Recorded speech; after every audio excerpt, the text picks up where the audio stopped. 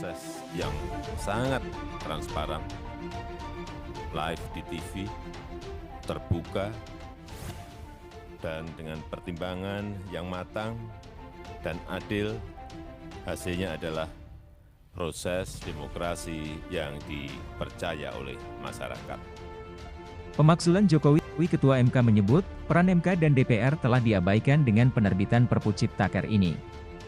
Selain itu, Perpu ini bukanlah contoh yang baik, tapi jadi contoh yang kasar dan sombong.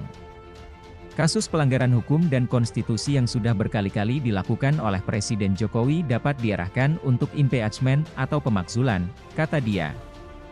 Kalau mayoritas anggota DPR siap, kata Jimli, sangat mudah untuk mengkonsolidasikan anggota DPD dalam forum MPR untuk menyetujui langkah impeachment tersebut.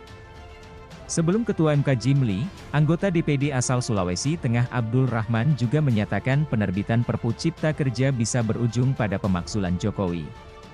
Sebab, Perpu Ciptaker disusun dengan mengabaikan prinsip kehati-hatian kepentingan yang objektif, pelibatan rakyat, hingga rasionalisasi yang bertanggung jawab terhadap putusan MK.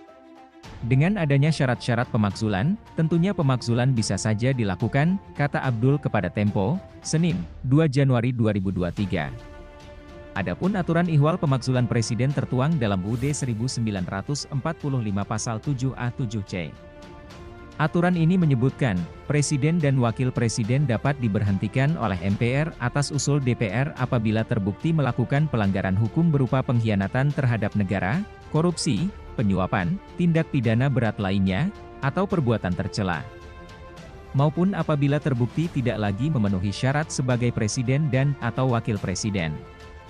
Abdul mengatakan penerbitan Perpu Cipta Kerja menunjukkan bahwa tanda-tanda otoritarianisme dalam kemasan peraturan perundang-undangan makin nyata.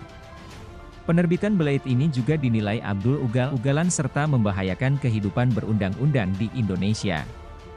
La menyebut penerbitan Perpu Cipta Kerja ibarat bunyi gong yang menandai masuknya Indonesia ke situasi krisis legislasi sekaligus krisis demokrasi. Menurut dia, DPR mestinya segera mengakhiri masa reses untuk meninjau pemakzulan terhadap Presiden. Kendati demikian, Abdul ragu jika DPR berani memakzulkan Presiden.